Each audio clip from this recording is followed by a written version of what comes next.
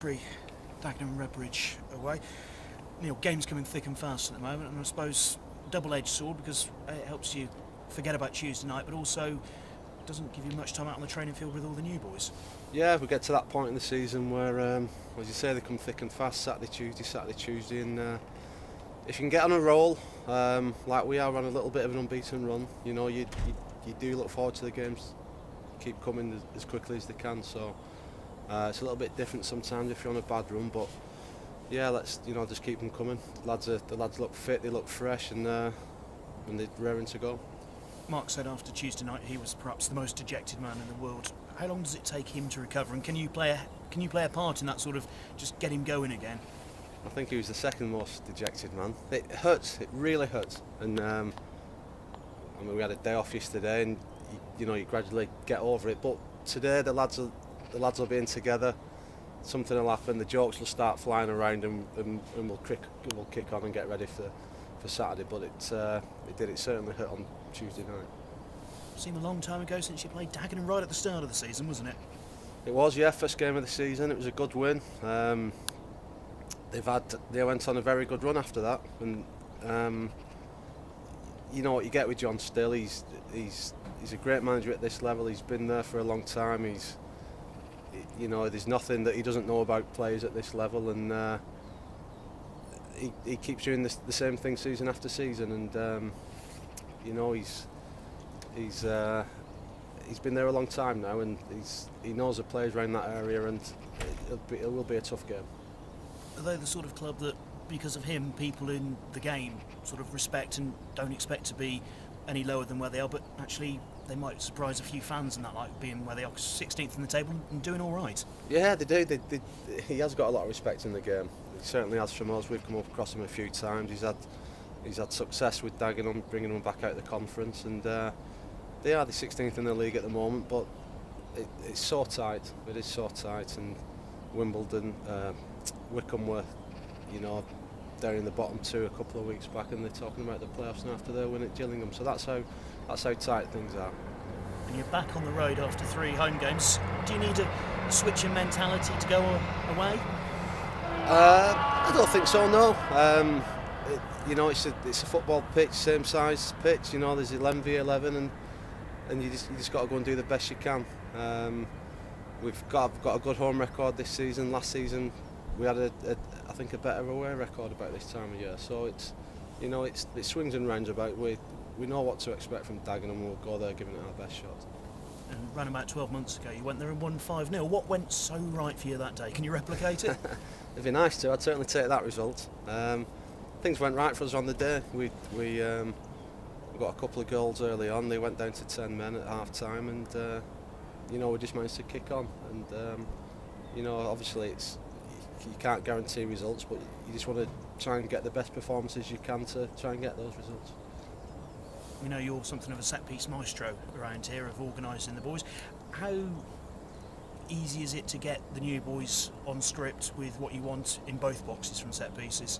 Yeah, it's when you get a little small turnover of players like we've just had the last couple of weeks. I think especially defensively you need to keep organised. You need to sort of tell players what you want from them. I mean, jobs at different clubs, people have different ideas how they want to set up, and the jobs change at times. But you come into the game as a footballer, you know that different managers have different ideas, and you just listen to those ideas and take your instructions on board. At the other end, when you go and attacking, if you've got people wanting to score and have good movement, and you're getting the delivery in the right area, you give yourself a chance.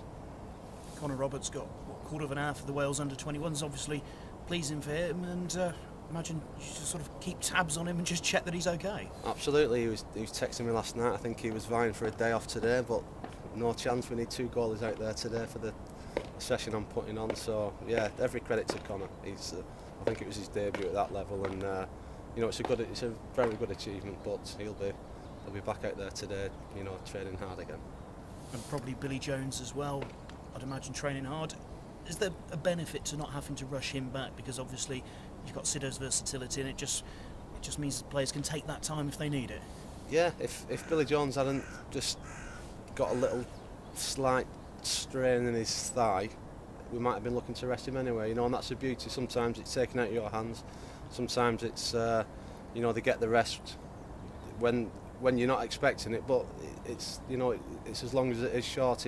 We could have played in the last couple, but perhaps looking to leave him out now. We've just done it the other way. Now he's had his rest and he'll be ready to go again, hopefully for weekend. Injuries? Anyone else apart from Harry? I think off the top of my head I think we're okay. We had a tough game obviously the other night, but I believe everyone's come out of that unscathed. Connor, like you say, played last night as well for 15-20 minutes. But yeah, hopefully everyone's okay. Thank you. Good luck. Thank you very much. Have you done anything different in training since you've had 5 new lads come in, just to try and, or have you just carried on as normal and they've had to sort of get involved in it? Yeah, we've pretty much done the same thing. You do have to. I mean, you keep revisiting things over the season anyway. Keep just reminding players of the jobs, and perhaps we've just done a little bit more of that than we would do, otherwise. But football's football. As long as they set up right and organised and enjoying it and wanting to do well, that's it's not really rocket science at times.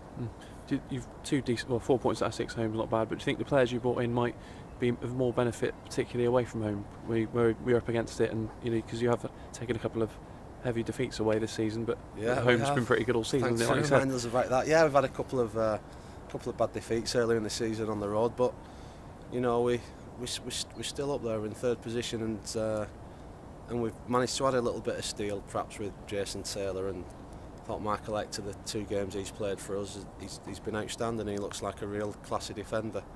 But yeah, I mean, it's, as I said earlier, home away. It doesn't really matter. Perhaps at times, when you're a long way from home and you've not got many fans there, and the home fans are making a lot of noise, and you have to, push your chest out, roll your sleeves up, and defend a corner or something like that.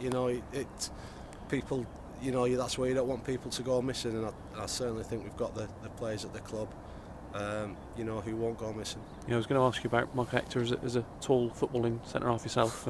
He's certainly got composure, hasn't he? And the mobility that you probably wanted to add to the back four. Yeah, he's highly thought of at Reading. He's certainly highly thought of, at Cheltenham. It's a difficult position, centre half, when you're only young, and I think he must have had the season he had on loan at Barnet. I think must have done him the world of good, because he comes from a footballing club. You can tell he can play, but he's certainly not scared of kicking out the ground when he needs to, and that, for me, that's a sign of a good defender.